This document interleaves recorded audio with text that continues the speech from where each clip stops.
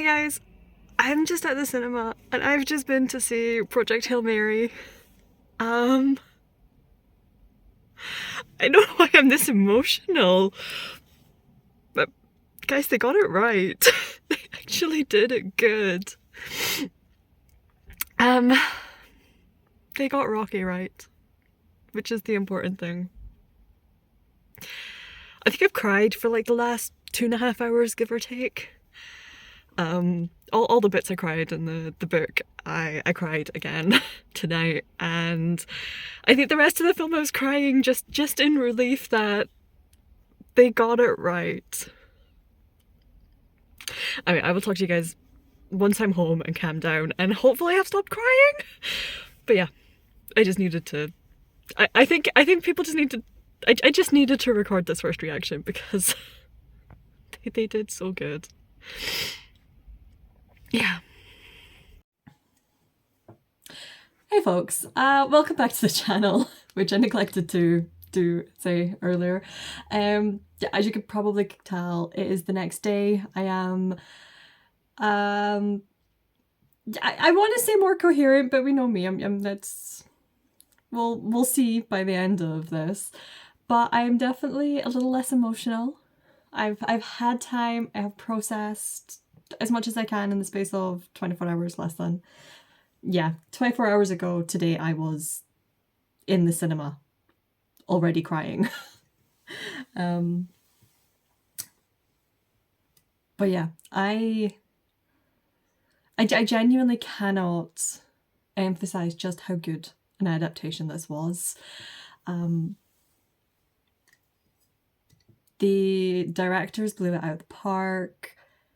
Had I done my research and had I looked into anything about the film other than knowing it was coming out and being ridiculously nervous about what they were going to do to my favourite sci-fi novel of all time, I would have realised that it was directed by the same... it was not directed by the same people. But the screenplay was written by the same guy who wrote The Martian, which was also adapted from another Andy Weir novel. And until now, The Martian has been the example that I've always used as this is what a good adaptation looks like. I say until now because I think Project Hail Mary is going to completely pivot to the post. Yeah, massive kudos to all of the cast and crew who came together and made this. It's gonna do well. It better do well. It needs to. It deserves to do well. Because I just know that everyone who contributed to it, I just feel like it comes across in just how many times can I say it did well? How well it did in this video, we'll see. But how successful it was as an adaptation, I think it is solely down to everyone believing in it and everyone who was part of this wanting to make that film rather than make another hit, if that makes any sense. So let's get into it. Before I go too much further into this is going to be spoilery. I can't not review a film adaptation. I can't review this particular film adaptation without getting into spoilers because the biggest, well, quite frankly, the biggest spoiler was given away in the trailer, which was one of my negatives, which we'll get to when I talk about, because I do have a few mild criticisms. But yeah. So let's just talk about this. The first thing I noticed was pacing. It moved a lot quicker than I expected. That sort of like initial introduction to Grace, to what's happening. It felt like we were running through those first few chapters of the book. To the point that like that first sort of like 10-15 minutes, I'm sitting there going, ooh, what? Okay. My nerves are starting to ramp up a bit. Okay. However, I do understand why we did that. Getting the audience to the point where we have an idea of what's going on and invested and ready to follow along, we did kind of have to do a speed run through a lot of the introductions. Initially, I was a bit like, oh, I don't know about this. Like, you're losing so much of that detail and so much of what made Grace in those first few chapters. But on reflection, I'm like, no, it does make a lot of sense. And even by the time we'd gotten even just a little bit further into the film, I was like, no, I get it. I do get it.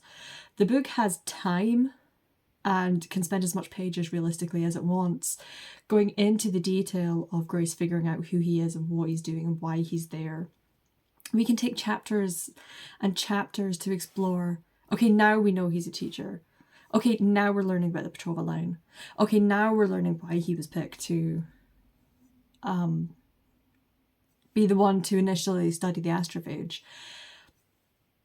This film is 2.5 hours long, so it is already quite a long film. So we don't have all of that time to explore all the small details in that small building that we can cover later on. Especially when there's so much else it needs to cover. And I think what's also nice is because we almost had that like little speed run at the beginning, this didn't actually leave anything out. Anything. I'm trying to think. Okay. Now I do need to bear in mind, I've read this book 6 times. If there's a book whose plot I'm familiar with, it's Project Hail Marys, because I have read it every year since it came out. And once I read it twice in a year.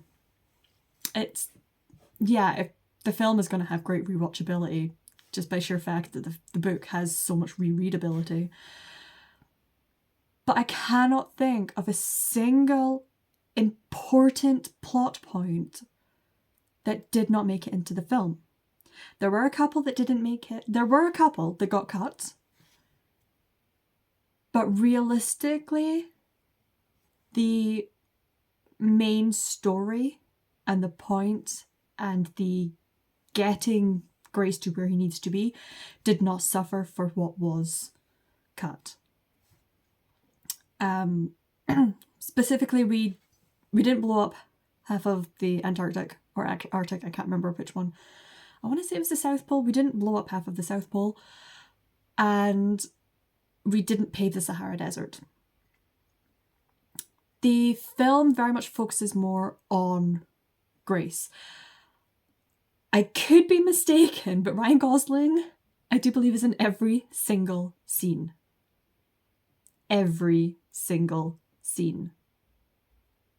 So, like, well done to him, because that was an undertaking.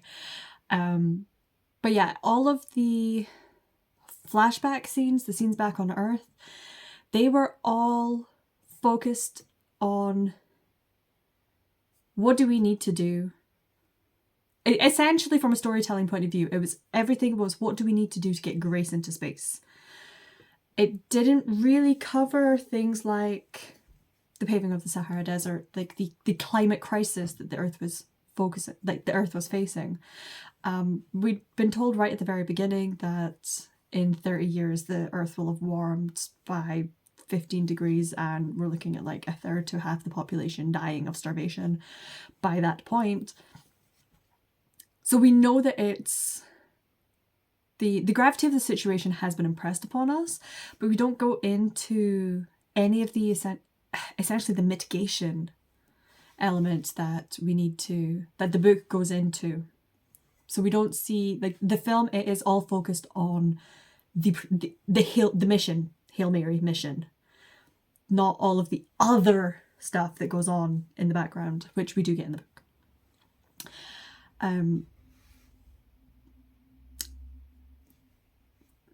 Like I said before, that's okay, because we don't have the time, and quite frankly, yes, they add flavor to the book and it's great to have that knowledge and that detail, but they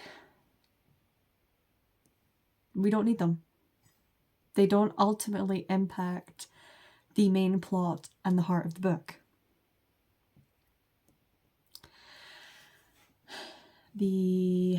So that was pacing and sort of like what they kept out, what they didn't. Shall we just go into it? Shall we start talking about characters? A certain specific character? The main reason I was so nervous and terrified about this adaptation was solely down to what are they going to do with Rocky? How are they going to portray Rocky? How on earth do you create a rock-like spider that comes to sort of like just below knee height, that is scary, startling, not scary, but it's very startling to first see, and then you grow to become exceptionally fond of. Make no secret, Rocky is my all-time favourite character. How do we make a rock spider endearing? How do we portray him in such a way that he's not cartoonish, he's not caricature? And how do we go about with his language? With great attention to detail and understanding of the character, and I don't know, did they some form of extracting it from Andy Weir's brain, or certainly my brain, because Rocky was exactly how I pictured him. He was, with a few added details that I really appreciated, but I have no criticisms whatsoever for how they did Rocky.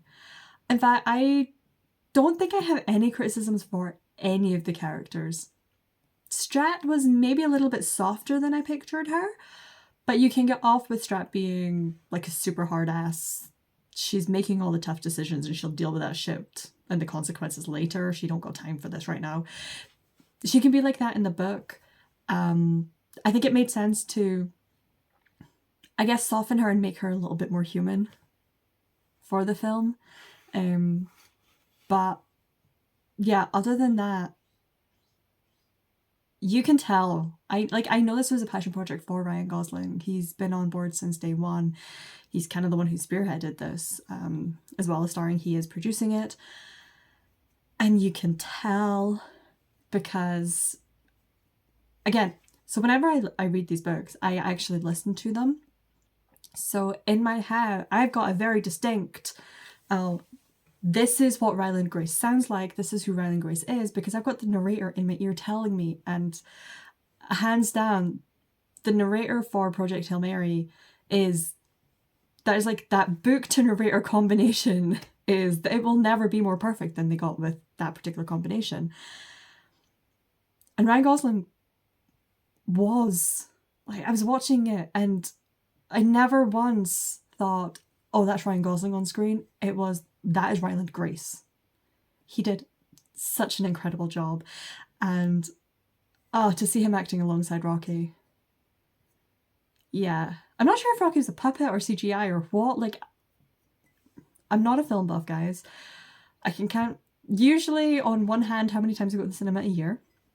So I'm sure, like, cinemaphiles and enthusiasts will be able to tell me later. I'm sure someone will tell me and I'll figure it out. But I don't actually know how they made Rocky. So I don't know what Ryan Gosling was acting alongside. But he did such an incredible job that I never once questioned whether or not Rocky was on scene. Was that Rocky was actually there. And yeah, Rocky was, they did him justice. They did him such justice. The minute he was introduced, like, you guys saw my reaction by the time I'd come out of that film. I'd been like that since they introduced Rocky. Pretty much. I'm sorry if you can hear Maisie. She's singing the songs of her people. That is the, I don't know, her plate's down 3 biscuits probably. Yeah, it was just, they did it. I really liked what they did with his language and how he sounded. That was incredible. I don't know what I was expecting. In the books, it's tones. It's like a almost like not quite computerized, but that sort of like sound that we get through it. In the physical book, you just see a bunch of musical notes. So to have that properly translated onto the screen and what they did with that, yeah, it's so much better than I thought it was going to be. So incredible. The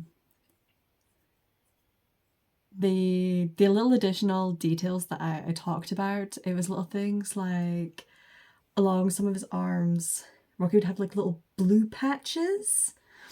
And anytime he spoke about Adrian, his mate, he would rub a specific patch. So it's obviously he's got like gems and geodes and things that relate to, you know, things, people, places that are important to him. And I thought that was a really lovely detail. I don't know, maybe that was like his wedding, like their equivalent of a wedding ring or something. But that, yeah. I literally cried the minute Rocky was introduced. I cried for the entire film, and it was just like every little detail they added, everything was so well thought out. The soundtrack did not help my tear ducts. Oh wow, I again, I don't know what I was expecting from the soundtrack, but it was epic. Oh my gosh. Like I say, everyone involved in this film knew what they were doing and were very passionate about it. And that soundtrack was, there were a couple of times where there's just like the music would swell and it would become so dramatic, or it would become really sorrowful and just, and joyful. And oh my gosh, everything, all the emotion that, if there was music, because there were a couple of scenes where we had nothing, because silence often says a lot more. But especially in the scenes where the music is really starting to swell and it's like starting to get more emotional, the music, like personally for me, hit like it did exactly, it conveyed exactly what it needed to. It was just incredible.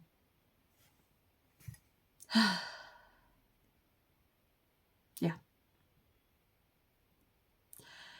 Do I have any criticisms? Because I'm sure, I'm sure like 10-15 minutes ago I told you guys, I'll get into my criticisms.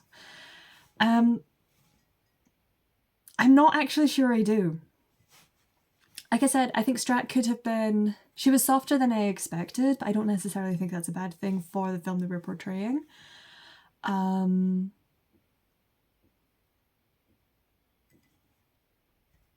No, I don't. I don't have any criticisms. They blew this one out of the park. They blew this one out of the park. They stuck to the book very, very faithfully. Like I say, there were some scenes where the pacing maybe felt a little rushed, but I think it was the choice between rush this or completely change something. And I am very, very grateful that we just went through it and we didn't lose anything. And obviously I am reviewing, gushing. I'm gushing about this as a book fan. This is the adaptation that every book fan wants. Anyone who wants an adaptation of their favorite book, this is what it should be. It was just so good. It was so good. It was got to the point where there's a couple of scenes where I know everything's going to work out. I know everything's going to be fine. Like I say, I've read the book 6 times. So when, in particular, the scene where Rocky leaves his section of the Hail Mary to save Grace, Okay, so by the time Grace wakes back up, Rocky has dragged him to the medical bed. So he's been plugged in and he's been out for a little while. Rocky has then managed to drag himself back to his section of the Hail Mary. So we don't have to go through the whole Grace, like, physically trying to push him in there and getting the burns. Grace is already injured enough. We don't have to worry about that. But whilst all of that was happening, having, obviously they've just gone through like the issues with the gravity and the fuel pipes and things on Adrian, and I was literally sitting there, like, hair in my pleats, I think you saw last night, and I'm sitting there going like, oh god, oh god, oh god, no, he'll be fine, he'll be fine, he'll be fine, he'll be fine, he'll be fine. Oh, because I genuinely believed. This is how good, between the cinematography, between all the atmosphere and everything, and the acting in particular, I was like, in my head is literally screaming, Amy, you know they're going to be fine. You know how this works out. But I also know what's coming up. So it's like, no, I'll be fine. But I was still so nervous. I do need to caveat that. I probably was as nervous because I knew everything that was coming up, and I'm really curious to see what someone who hasn't read the books, how they feel about this film, how certain scenes hit. So when we're sitting alongside Grace on the opposite side of the partition from Rocky, just waiting and praying and begging that he wakes up, because he has been asleep for a while, because he's just been in Grace's part of the ship, which their atmospheres are not compatible. And when Rocky does finally wake up, yeah. Oh, I was in even more of an emotional wreck than I was for the rest of the film. But with that hit as hard, so I guess this is one of the questions I am wondering, would that scene hit as hard if I wasn't as familiar with the books? Because I have all of that book emotion swelling up in me. So I need to find someone who hasn't read Project Hail Mary, but has watched it. Now, Zoe could be an option, but I have definitely spoken to her about Project Hail Mary often enough that she may as well have read it. And yeah, the only people I know who I could essentially make go see this film that haven't read the books are people who really wouldn't care about the film anyway. It's not their kind of film. So I don't think that would be a very good experiment. Because if they were sci-fi people, I would have already made them read the book. I have made so many people read this book. But yeah. I'm going to end this here because I am just gushing. This is not coherent. This is not structured. I think after the last few adaptations of things that have been favourites of mine, Lilo and Stitch wasn't as terrible as I thought it was going to be. I have a review on my channel somewhere for that. But it wasn't perfect. It was very far from perfect. And then I think about things like Cats. Like that adaptation actually never existed. What am I talking about? Les Mis was, it was fine.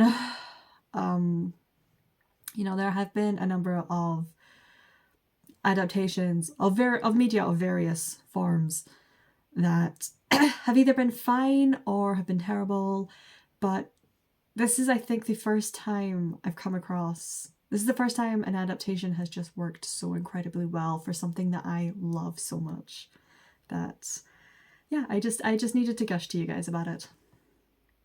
So, thank you for bearing with me for, I think, the second non-bookish video in a while. I don't know how my brain works. You may or may not get more non-bookish content from me going forward. We will see. I know at least my next 3 or 4 videos are going to be bookish, so do not worry. Normal content is resuming, but don't be surprised if you get non-bookish stuff in the future. And yeah, in the meantime, like this if you want to, subscribe if you fancy, and I will see you guys in the next one. Bye.